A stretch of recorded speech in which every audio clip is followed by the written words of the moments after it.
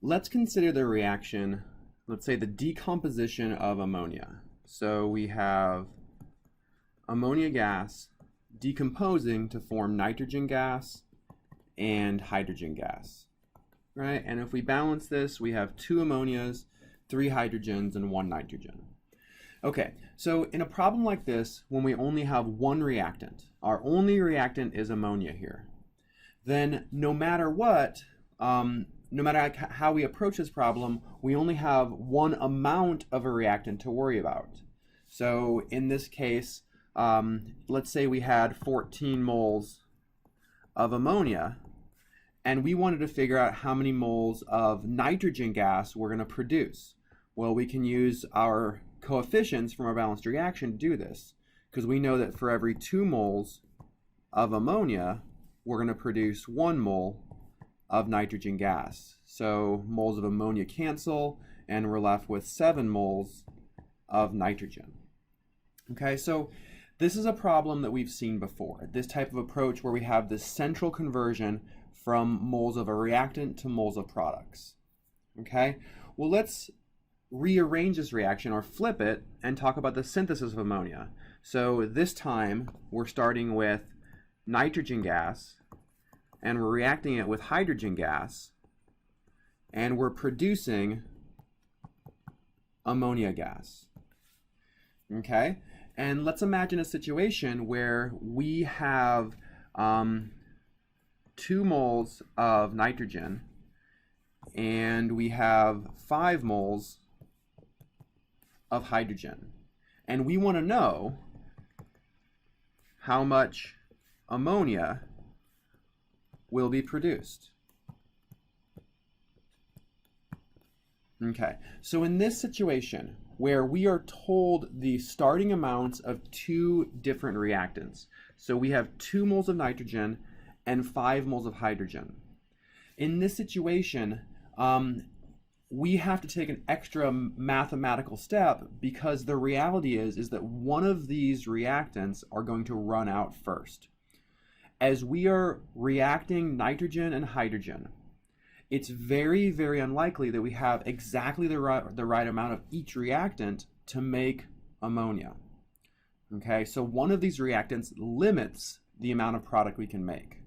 Okay, let's go through this mathematical example really quickly, and then I'll give you an analogy to help you kind of understand this. Okay, so in this case, let's say we're starting with 2 moles of nitrogen, and we want to figure out how much ammonia. So in a very straightforward way, we know that for every 1 mole of nitrogen, right, that's the coefficient in front of nitrogen, for every 1 mole of nitrogen, we can produce 2 moles of ammonia. So moles of nitrogen cancel, and we're left with moles of ammonia, and we figure out that we can make 4 moles of ammonia. Okay, so from the 2 moles of nitrogen, we can make 4 moles of ammonia. What happens if we start with 5 moles of hydrogen? Okay, so from the 5 moles of hydrogen, for every 3 moles of hydrogen, we can make 2 moles of ammonia. So our moles of hydrogen cancel, and in this case we have 10/3, or this is 3.33 moles of ammonia. Okay, so what I'm trying to get at here is if we compare these two numbers, we see that if we start with 2 moles of nitrogen, we can produce 4 moles of ammonia.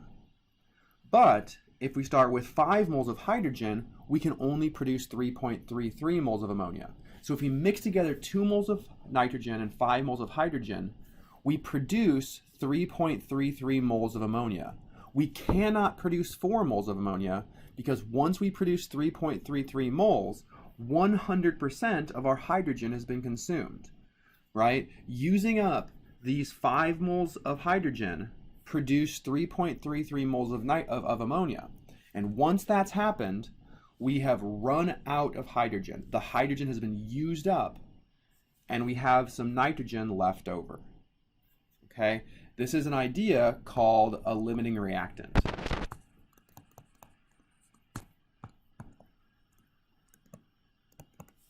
Okay, one of the reactants limits the amount of products we can make. So the limiting reactant is the reactant that basically runs out first.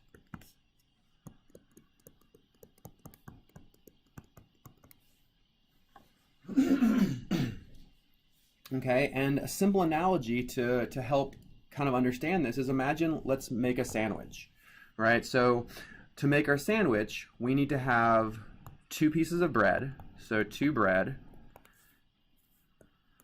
We need to have 1 piece of cheese, and we need to have 1 piece of meat, let's say turkey. And when we react these all together, when we mix them together, we make our sandwich.